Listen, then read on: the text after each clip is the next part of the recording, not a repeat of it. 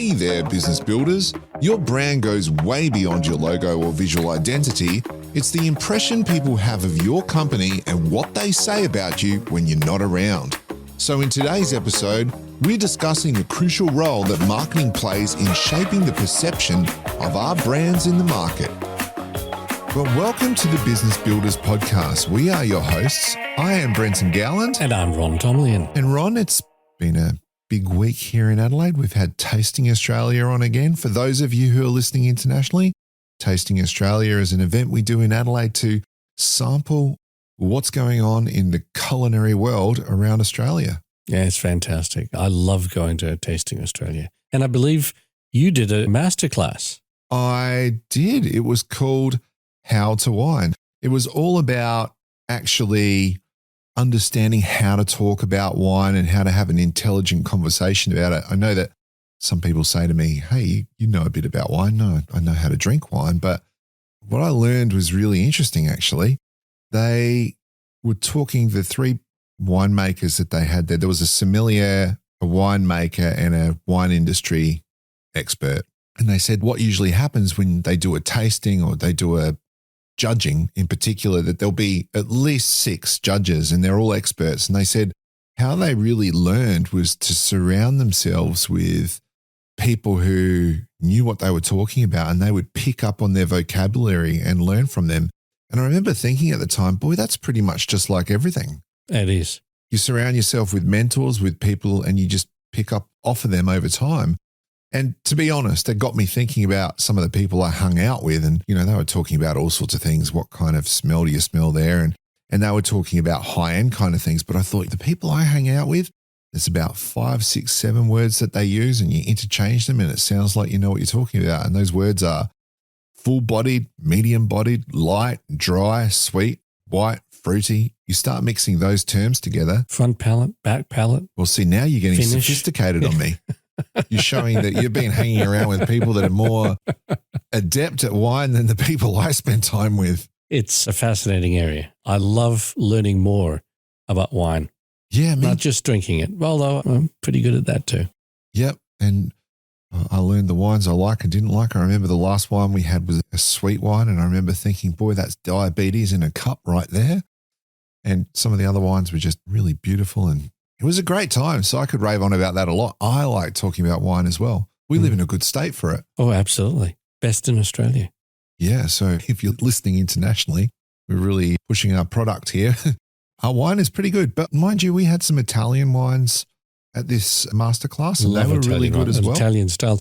In fact, in South Australia, we're doing quite a few more Italian styles and Italian varietals now. It's fantastic. I love it. I mean, we love heavy reds here, but the softer reds, just fabulous. Yeah. Softer tends to be a little bit, in my view, a little bit more sophisticated as well, because rather than getting that big hit of fruit and flavor, and see, now I'm starting to sound like I know what I'm talking about. I'm really just learning. But instead of getting that big hit, you have that much more subtle how it enters your palate, what it does once it's made its way out of your mouth, the taste it leaves behind. I don't know what the term is for that, but maybe I need to hang out with some winemakers and learn their lingo. And so much about wine is really about branding. So that's a fabulous segue into what we're going to be talking about today. I really like what you did there, Ron, because, yeah, we were getting a bit hooked up on wine. Can you tell what we like? But anyway, yes, it is about branding. And like I said earlier, it's really no different to learning how to wine, as that masterclass was, is no different to learning how to brand or how to do other things, but it's surrounding yourself with people who know what they're talking about, obviously reading up, doing all the things, but starting to really get that experience from people who know. And that doesn't mean that they're necessarily older than you. It just means that they're more experienced in understanding how to do a thing. And there's one other interesting thing about our discussion. Everyone who listens should probably know that Ron and I have a pre-discussion before we do our podcast. And today we realized that we've done branding in the past, haven't we? Yes, we have. I think it was episode 9. Yeah. We talked about how a brand can improve your organization's performance. So we've actually covered a bit of branding already. Yeah. So just go back and look at episode 9 as a precursor to this if you want to get some of the basics. But what I'm actually really enjoying myself is being able to go back and listen to what we've said and gone, oh, that covered a few things. And then we're able to go, well, what didn't we cover in that episode? And what we didn't really cover is the relationship between marketing and branding. And of course, if you've been listening to the last few episodes, we're doing a series on marketing, and it's a very organic series in the sense that we're letting it progress as per natural. And Ron and I were talking this morning about the fact that we could do marketing for a year or more. Oh, you could do a podcast series, the whole thing on marketing. And I think there are. Oh, there are, definitely. I listened to a few of them. Yeah. And the point is that what we want to do is try and mix it up a little bit. So we might do some more episodes on marketing and then change the tone, change the topic for a while, and then come back to marketing at some time in the future. And of course, this is the Business Builders Podcast. We all know that. And our definition of a business builder is someone who's wanting to develop themselves, their skill set, and their understanding of how to run a business in order to grow their business or develop their opportunities, etc. So everything that we're sharing is from a point of view of talking to industry leaders or aspiring business professionals, aspiring business leaders, etc., so that they can improve themselves. So marketing forms a big part of that. Well, it should do. It should do. Probably in relation to what we speak to, probably about a third, because you always speak about the fact there's 3 roles of a CEO, which we talk about a fair bit. And those 3 roles are, and you don't have to say who said it this time because you've said it that many times in the previous podcast. I always like to give credit where credit's due, but Chief Sales Officer, Chief Strategist, and Chief Team Builder. Correct. So CEO has those 3 roles, and a lot of things fall under that. But Chief Sales Officer, and next episode, we're actually going to talk about the relationship between sales and marketing with a guest, but we'll get to that towards the end of the podcast today.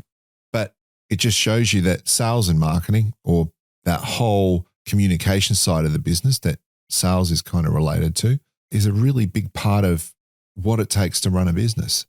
So that's why we talk about it so much. And quite frankly, a lot of people are afraid of it. And what we're hoping to do is to demystify some of that 100%. so that people can recognize it's not rocket science. Yep. It just means applying yourself to the area and learning about it and then doing something about it. Now, that past episode that we had was called, I think, episode 9, How Rebranding Can Help You Grow Your Business. Is that correct? How branding can help you grow your business. How branding can help you grow your business. Yeah, improve your business. Excellent. Yeah. So today what we're really focusing on, as we said a few minutes ago, is the difference between marketing and branding. And the reason we're bringing it up is, how often do you hear that terminology that we're going through a branding project or we're going to do some branding? What does it mean to say we're going to do some branding? Have you heard that? Oh, yeah. Yeah. And then we actually discussed that a little bit in that last podcast. The real problem is that people equate the concept of branding with, I suppose, the way it originally happened. It was a brand on a cow, the physical manifestation, the logo. It's more than that. So how to differentiate one steer from another. That's right. Yeah. And that would be when they're selling them in the stockyards, yes? Well, it was actually to be able to identify that those are my cows, because there were open plains and the open range, they called it in the United States in those days. And if your cow wandered off, how can I say that's my cow? Well, if you branded it, you can say that came from the Circle K Ranch or the Lazy Y or the Lazy Q or whatever you were using as a form of identification. So that's where it started. That's, in fact, it was Procter & Gamble who was the first organization to be able to say in the United States, where the concept was sort of coined, this is mine. And because they were finding that their candles, which were being sold along the Mississippi, their candles were being counterfeited. So the retailers, the general store owners were saying, your candles aren't worth a pinch of whatever. And they suddenly realized there were people who were trying to sell people Procter & Gamble candles. And in fact, they were counterfeits. So Procter & Gamble came up with a symbol that they put at the bottom of the candle to say, this is a Procter & Gamble candle. So under those circumstances, that's where branding started. It was purely a form of identification. Yeah, makes perfect sense. But the analogy I like to use, in fact, with modern concepts of branding, is it's more like the old heraldic shields. Oh, right. of the Middle Ages and so on. Explain a heraldic shield. Well, a heraldic shield was a coat of arms. That's another way of putting it. That was identified with a particular family. And the family used the symbols that were available at the time to identify the values of that family. For instance, a book meant we value scholarly pursuits. A sword or a spear meant that we were warriors. Wheat sheafs meant that we were of the land. Sheep or cows indicated that there was a connection to husbandry. All these sort of things.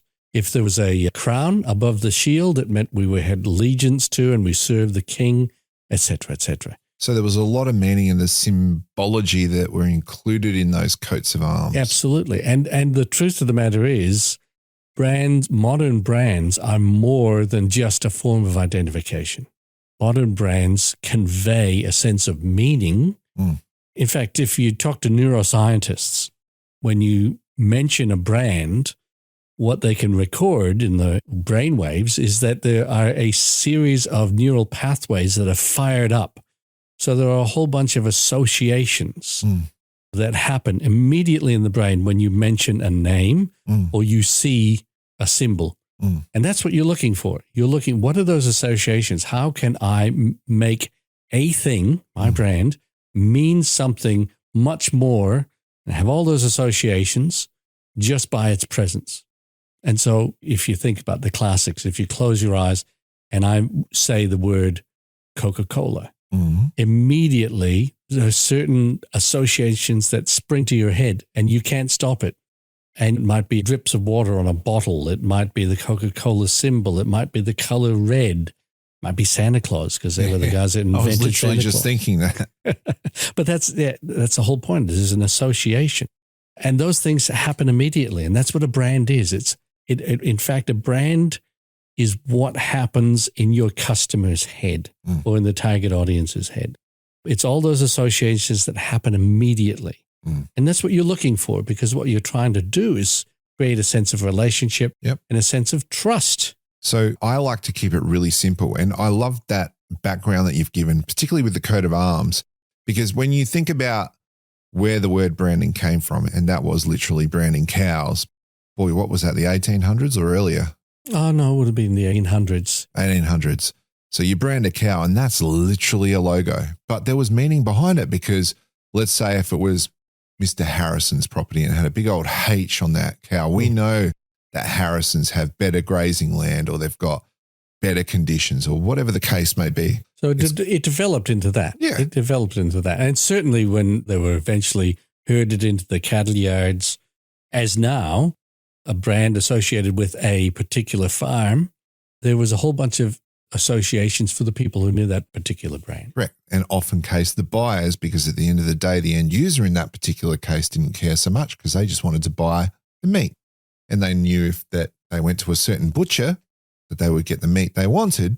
And the butcher knew that if they bought a certain kind of cow from a certain producer, then they would build their brand and reputation. So on it flows down the line. Yep. But I guess the point I was getting at, I love the fact that the coat of arms that you were talking about talks about meaning, right? Which is getting closer to where brand is. The way I see it, marketing in very simple terms is what we say about our business, our products, our service. Branding is what our customers say based on what you were saying, right? I would argue just that the brand is that, exactly what you say. It exists in the mind of the customer. Yeah. Branding is the process of how we harness all that we do to create that idea in the customer's head that we want. So there's a difference between what we want to be in the customer's head and what actually exists there. Correct. When we've got a good overlap between those two, we're doing our job in terms of branding. And that brings us back to the whole point of this podcast, which is when you talk to the CEOs that you coach, how many times do you come across someone that says, I've got a branding problem or I've got to do something about my branding or I've got to do a rebrand? What do you find they're actually talking about? They're talking about their logo. They're talking about the physical manifestations of the brand. They might say, my brand looks old or my brand looks tired. And they're talking about how I can get the graphics to look a little bit more along the lines of what I want them to look. And that's important. Don't get me wrong. I think that whole visual communication is an important element in keeping an organization looking like the organization they want it to be. But a brand is more than that. It's the totality of everything you do that creates this idea in the customer's head. So if branding is working really, really well, then when you go through a branding or a rebranding process or a brand progression or brand evolution, whatever you want to call it, it's about actually representing the way the brand really is or where it's going in a visual way, but also through spoken word, because often we talk about tone of voice when it comes to a brand. How does the brand speak? What kind of things does it say? What kind of vocabulary does it use? And that's the essence of brand guidelines. Yeah, and those brand guidelines are important because they give a framework that will, in the minds of the people who developed it, help reinforce in customers every time we communicate to them, reinforce the things we want them to think about the brand. Yep. But the truth of the matter is the customer's experience of your offering and your organization and your products will create the greatest associations for them. Yes, we can reinforce those if we do a good job with branding, but we cannot overcome poor products, poor service by good physical manifestations, visual manifestations. It doesn't work. Yeah. So let's get to the heart of the matter then, right? So how do we manage and develop our brand? And with this series, it's through marketing, yes, but there's going to be other outcomes. So when we say branding, for those of you who are listening, my simple term, and you might add to this a bit, is that brand is how your customers see you. So if we're managing our brand and we're developing our brand, as per what you were saying, we want to produce in people's minds a perception of our business, because perception becomes reality, right? So how do we go about that? So let's say, and it always comes back down to what's the vision? Where do we want to go? So if we've got a vision in place, objectives, all that kind of stuff, the nub of this episode is how do we then use brand to be able to manage and develop that perception of our business to help us achieve our goals and objectives? Well, first thing is, if you go to graphic or advertising agencies and so on, they will try and help you create a visual representation that is consistent. And the analogy that I use is light and lasers. Oh, okay. I've not heard that. Oh, like this one? Oh, yeah. Okay. So, and it comes up with, if you like, integrated marketing communications using a jargon term, but it goes beyond that. If you think of a light bulb, source of light, it's what's called incoherent, as in it goes off in all directions. A nice little physics lesson here. It goes off in all directions from the source. You look at the sun, it's not only coming to the earth, it's going to all the other planets as well. The difference between that and a laser is in the laser process, you can actually direct all the photons in one direction. It's what's called coherent, right? So there's a process that allows you to change that incoherent light going in all directions into a singular focused direction. Right, I understand. Okay. So if you think about it in the same way with an organization's reputation, we can't be all things to all people. If we try to be, people know us as nothing because we don't stand for anything. But if we can focus our attention, focus our communications so that we keep saying and reinforcing the same things, that's what happens in a laser. You reinforce the direction of the light. Gotcha. Here, reinforcing the same messages over and over again, you've got a better chance of meaning something to some people. Usually that's your target audience. That's who you really want to talk to, or that's who you really want to mean something to. And branding is about creating meaning. What do we want people to think of? What do we want our brand to mean to those people? And so reinforcing, having cohesion in the communications that you deliver, but not only the communications, the interactions, right? So when your people go out and talk to people, do they talk in a certain way?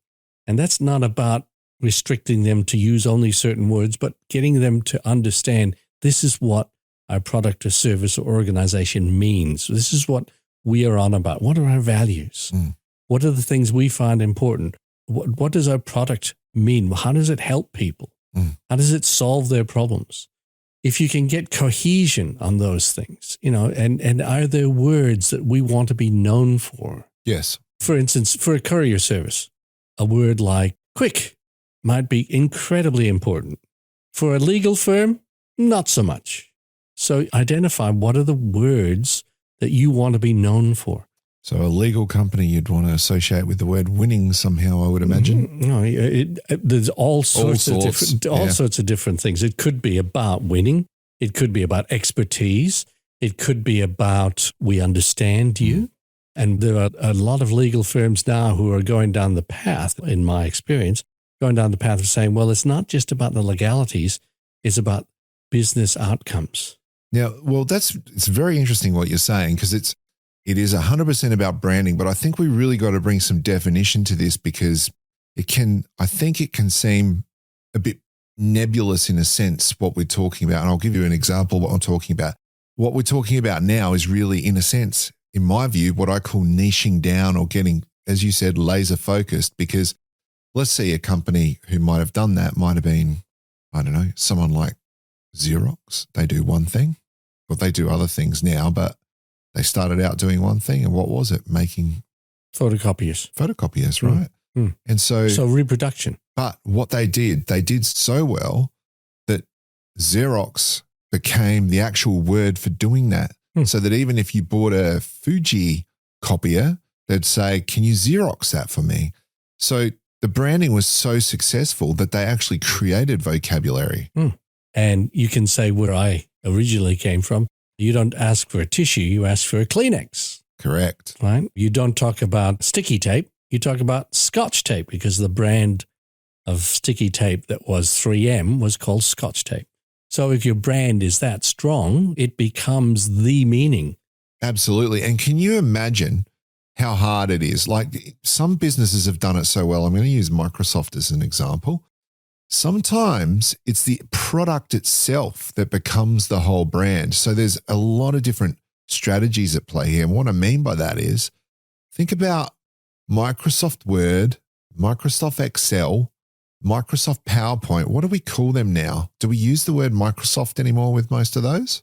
No, they're just Word. I'm doing a PowerPoint presentation, even if you're doing it in Keynote or something else. Yeah. Because it's become now. It's become the vocabulary. The vernacular, if you like. The common language has become that name. Yeah. So you don't talk about spreadsheets, you talk about Excel spreadsheets. But now we're going to get into complex topics if we're not careful. But that's basically, the product has now become its own brand, almost independent from the company itself, which in this case is Microsoft. Yeah, you got to go to Microsoft to buy Word or Excel or PowerPoint. But even if I've been using other presentations or a video, people will say, hey, is that PowerPoint ready? And it's a video. Or it's a something else. Or it's a Canva project. Yes. Canva may actually be what we end up talking about in the future. Who knows? Because these things do change in the market. I'm seeing that at the moment with different clients. And that's branding done really well out in the market. But where does that all come from, right? So back to the Xerox thing, it came from the fact that Xerox were basically the name of photocopying back in the day because their product was so good. The Xerox was streets ahead. The copy quality was streets ahead of the competition at the time. And so they became a dominant market leader. And because the quality was so good, they were everywhere. People started just for short saying, can you get me a Xerox?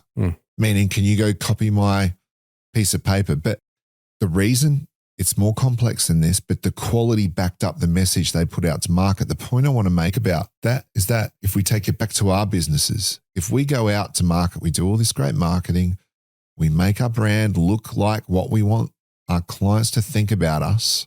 If the quality of our product doesn't stand up to it, and I'll take it a bit further, if the service we provide doesn't deliver on expectation, or the way our staff speak disappoints people, that starts to affect the perception of people towards our company and ultimately our brand. So what I'm saying is, a lot of the front-facing stuff we're talking about when we're leading brand change, it has to be a whole of business endeavor, because branding is a whole of business endeavor. It means when you meet the BD person down at that event, the way they present themselves, the things they do on social media, our staff, the way they conduct themselves influences what people think of our brand. So my point, again, back to that thought, is that branding is, as you say rightly, every interaction that we have with our customers. So if you bring that back to marketing, for a marketing or a branding project to be successful where we want to evolve the brand, we have to deeply understand what our clients think of us right now. And we have to have some sort of plan that includes the whole business about how we're going to shift that thinking from where it is now to where we want it to be to achieve our objectives. And so in that sense, while it can be orchestrated, supported by the marketing department, branding is an all-of-organization exercise. Absolutely. Just like marketing is an all-of-organization exercise, because if you think about it, what do I think of the brand Telstra?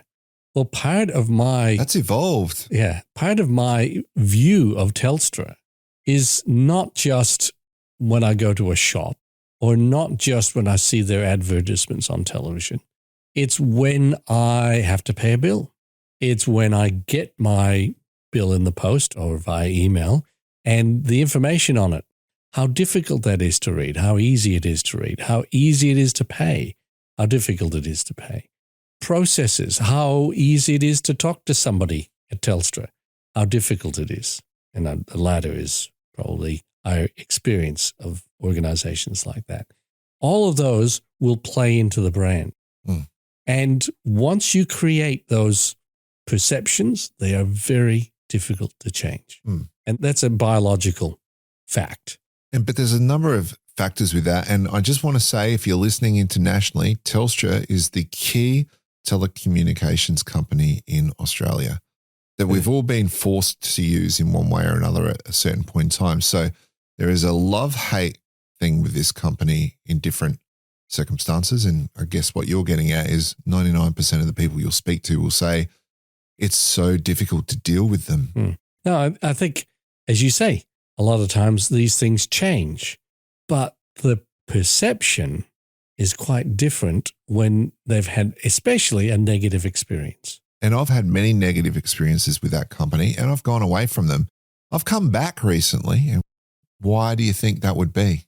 Well, the reason I hear most people say is because the actual service is better in terms of coverage.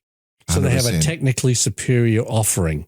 That's literally the reason. And you'll put up with the rest of the guff simply because of the fact that the quality of their actual product delivered is better. But if there was, and we'll do a whole episode on customer retention because there's a formula for this, and I won't go into it now, but one of the things is having other viable options out there. And if there is other viable options there, that opens the door to move your provider. And my main reason for staying with Telstra was that I wanted to be able to go to a coffee shop anywhere and be able to get online so that I could work from anywhere. So if I went to a client, I could tether to my computer so that I always had internet. And that's why I stuck with Telstra. Well, here's the interesting thing. If we talk about what customer satisfaction is, it's about meeting the expectations of the customer. What sets those expectations to a large extent is the perceptions of your organization, of your offering, which is your brand. Okay. So your brand is about, here I am, you know me, so you have certain expectations about things like quality, reliability, service. You've established those. You've made those sit in my head, and now I'm going to match you against those expectations. And look, I think we've got to the nub of what we're trying to get across. What we're really trying to instill when we had a conversation this morning is we wanted people to understand that branding is an incredibly important part of being able to grow our businesses because it's what people think of us. And there's that saying, it takes a long time to build up a solid reputation. It takes moments to smash it down. So it is literally an asset that your business has that has to be protected at all costs. And if you see it that way, it's not just the job of the marketing department, but you want the marketing department to deliver actionable insights to you as a business so that you can make informed decisions about how you can get your whole business to work together to grow and maintain the brand. So look, just in finishing, Ron, what advice would you have for business leaders, for business builders about the importance of brand and how to use your brand to develop trust in the offering that your business has? The thing I would emphasize most to business leaders is you have a brand whether you like it or not. It's your choice whether you manage it or not. Now that means using marketing communications to manage it outside the organization and manage people's expectations and understanding of what you're on about and developing trust.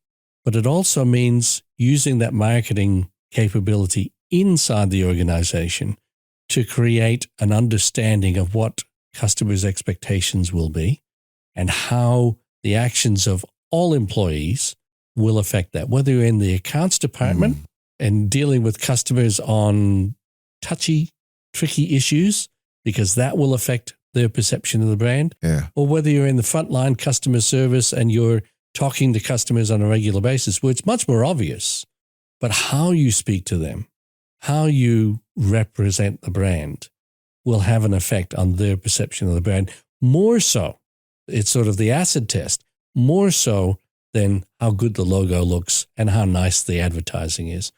All of those things can only reinforce what people already think. Advertising and marketing communications in general are really good at reinforcing what people already think. They're really bad at changing people's perceptions. You can't change people's perceptions just by telling them, we're great, we're great, we're great. You can reinforce their perceptions when they have something that they already think about you. Hopefully that's good. What I really like about what you just said there is that if marketing can raise awareness of everyone in the company about brand, the strength of brand and what they do that affects it, it encourages them to protect it. Because let's face it, every one of your employees, every single one of them, from the least important to the most important, is a custodian of your brand. Absolutely. There's companies out there that do it so well. There's some charities I can think of, but again, one of the ones that I think does it very well is Apple. Like you walk into those Apple stores and all those people have got the same thing going on. They're an Apple genius, all this kind of stuff. It's the first one that comes to mind because I think they work reasonably well as a unit. Sure, they're not perfect, but they all represent the qualities that the business has. But why is that? Why is Apple so good at that stuff? And I would argue because the guy at the top understood how important the perception of the brand was. 100%. Does the guy at the top still, because I know we're talking about Steve Jobs, but now we've got another gentleman at the top. I think he's doing an okay job. And I think... You think he's maintaining brand rather than building brand? That I would argue that you're spot on in that case. But time will tell.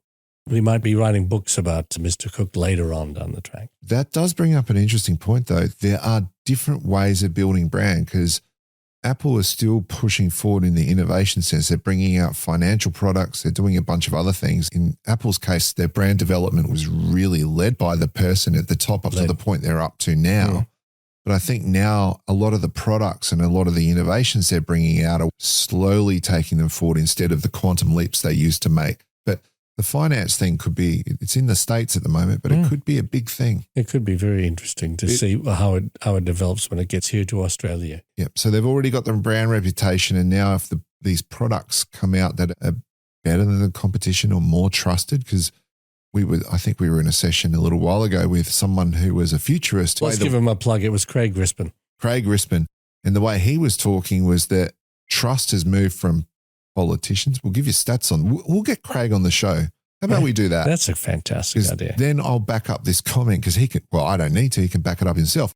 But he was saying that, and he was showing us graphs on the fact that trust has moved from politicians to businesses. So more people trust businesses now and business leaders than they do actual people in politics. Well, after the experiences we've had with COVID around the world, I'm not talking only about Australia, I think there's a belief that perhaps politicians are moving away from a trusted institutional framework. So I ask, is that branding?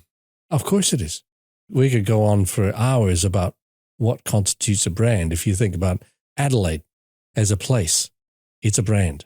If you think about Kylie Minogue as a person, is a brand. Well, I think that second example you've given there is more akin to helping people understand what brand is. It's personal branding.